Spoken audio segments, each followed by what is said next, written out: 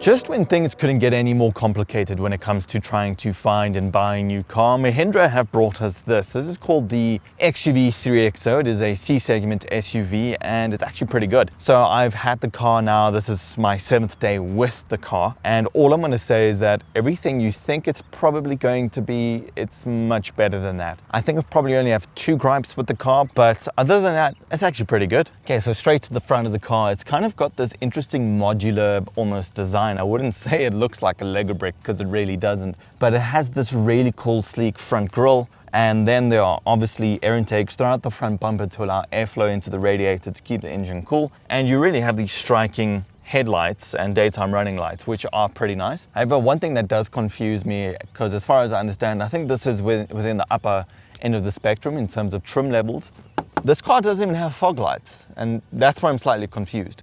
To the rear of the car, you'll almost understand what I mean by modular design. It's got this really cool, trendy, funky look to it. One thing I will say is this car is a lot bigger than it looks. It looks like a little hatchback, but it really isn't. I parked it next to my personal car in the garage, and my personal car is a 2019 BMW X1. So it was actually taller, it was almost as long, and interior space is kind of much of the muchness. I will say that my personal car obviously has more leg room in the rear, but this car is very big. And if you open the boot, you actually will find yourself having 346 liters of boot space, which is actually pretty good. But one thing I will say is this parcel shelf, it's actually useless. I don't understand the need for it. I don't know why it's here. I think maybe something could have been engineered a little bit better, but I think it's also kind of hard when you only have so much space between the boot load and the rear seats. There are no strings here to attach it for it to raise. The C-pillar kind of gets in the way. Yeah, I don't understand the need for this. This is where I'd be like Matt Watson and I'll just throw it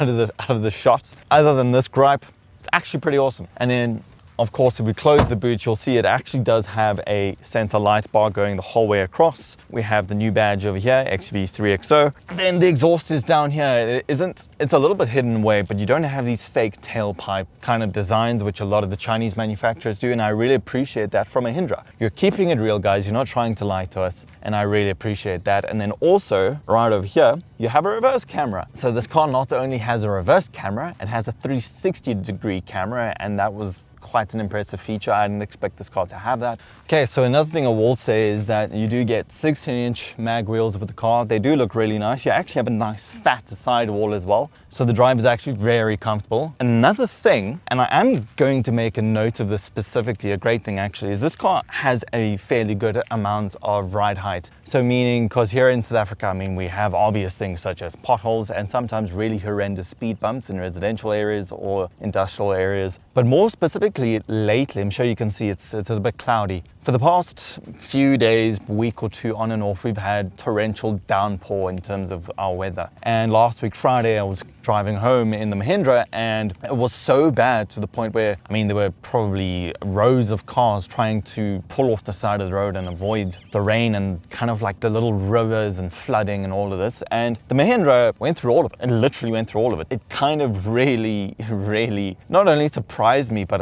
I immediately was like, wow, you know, holy shit, it's seriously a good competitor for the price point. I mean, pricing starts at 254,000 odd rand and it goes up to about 404,000 rand. So for the price of the car and the practicality, it's really hard to beat. And in terms of the engine, there was plenty power. So as I said, it is powered by a turbocharged 1.2 litre 3-cylinder petrol engine. This one is paired with the 6-speed automatic gearbox, and you have a total of 82 kilowatts and 200 newton meters of torque. Okay, so the steering wheel. So the steering wheel is actually really nice. It's got, I wouldn't say it's actual leather, it feels like synthetic leather. You do have piano black plastic all the way around, as well as on the main infotainment system screen and the whole way down through climate control. The physical buttons themselves, they're great. They work very well. I can change everything here on the digital instrument cluster. One thing I do find interesting is that there are certain settings you can only change through here, which isn't too bad, except for the fact that, for example, lane keep assist on this car is not particularly the best, so I would recommend you turn it off. And this is my second gripe with the car, is that you can turn it off only through here, number one, but more specifically, you have to turn it off every single time you start the car. And it's a little bit of a pain in the butt, so you have to go to the settings. It takes a while. It's not the fastest system. Settings,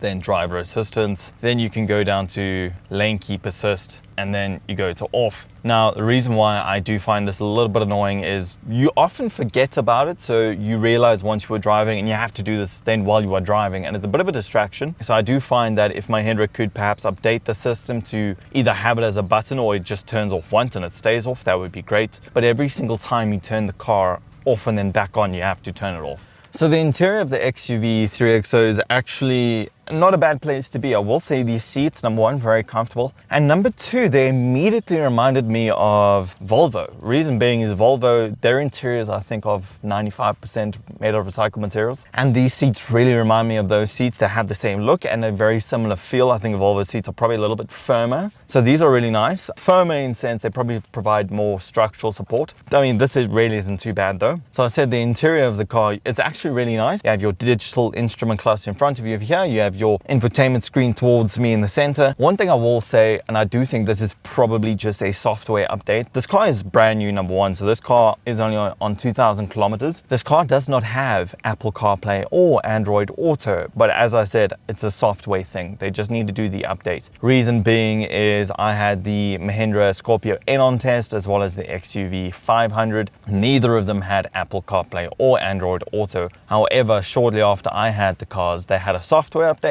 and then voila, they have it. So I know it's just an update, so it's not end of the world. The touchscreen is fairly responsive, so there's no issue with that. The climate control is great. The car is paired with a 6-speed automatic gearbox. So this is actually really good. Very happy with it. I'm happy they've given you this option. They've also given you a 6-speed manual option. So thumbs up. I really am happy with that. If you don't know, Mahindra is not Chinese. It is made in India. Another thing is practicality. There's actually 2 cup holders in each door, one big enough for a bottle. It's both front doors as well as rear doors as well. And you have 2 center cup holders as well for coffee cups, which is very convenient. Okay, so the rear of the car. So firstly, I will say is, okay, the seat is actually quite far back, but that is my driving position. And there's actually still enough legroom. There's enough space. I am 5'7", so I'm about average height for a male. And one thing I will say is that these seats, once again, very comfortable. You even have your center armrest with more cup holders. And what I did just notice is that the cup holders in the doors are actually enormous. They're bigger than the front, so you probably fit a good sized bottle in there. You have your stowage compartments over there. You do have rear climate. I wouldn't necessarily consider it rear climate control. You simply do have air vents over here that'll obviously ventilate air through depending on what the temperature is in the front of the car. The front of the car has dual climate control, so separate climate zones for driver and passenger. As well as in the rear here, we do have a Type C cell phone charger as well as a 12-volt port. So driving impressions on the XUV 3XO. The car drives very well. The nippiness of the 1.2 liter turbocharged 3-cylinder engine really comes through. One thing I will say, and it's a bit weird, is that the driving modes have very unconventional names. So it's usually Eco, Comfort, and Sport. In this, they have made it Zip, Zap, and Zoom. So no idea why. So Zip is Economy, Zap is Comfort, and Zoom is Sport. To be honest, Zap and Zoom kind of feel the same. Zip is your economy mode, but it's a lot more relaxed in the terms of like, you're not going to put your foot down and go anywhere anytime soon. You really need to be driving in such a way that you can carry momentum through the corners, try not to stop at every kind of robot, just slow down, keep momentum before it goes green, and then carry momentum through. Steering input is great.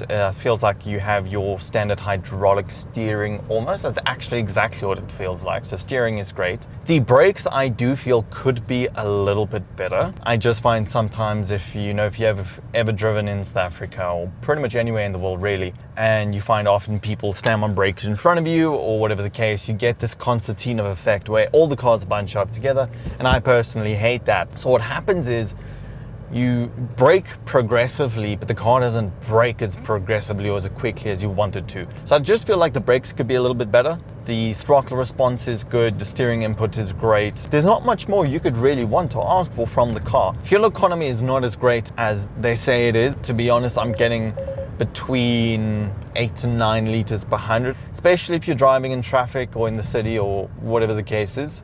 Other than that, the 82 kilowatts and 200 Newton meters from the engine is actually plentiful. You don't need a lot more than that. The car handles very well. It doesn't feel like it's going to top over. It doesn't feel like it's top heavy. It just does everything you need and want it to. So I will say, for a car from Mahindra, very good, very impressed. I do feel like this is something the market needed. I do feel this is, and I know we say this about every new car that comes into the market, but I do genuinely feel like this is going to disrupt things a little bit because it's very good, and especially for the price. As well as I have driven this car on the highway and it really doesn't struggle that much. What I will say is, although when you do want to overtake a car, it does need that little bit of extra oomph, but other than that, it drives incredibly well. So guys, I just want to say thank you for watching. Please don't forget to like this video and subscribe to the channel for more. I do really appreciate it. Will go a long way. I hope you have liked the content I've been putting out of late, the Aston Martin Vantage launch, as well as the Mercedes-Benz C63, S63, and the Porsche Panamera 4. So amongst those heavy hitters, we also get cars like this that pretty much keep the economy and the wheels turning.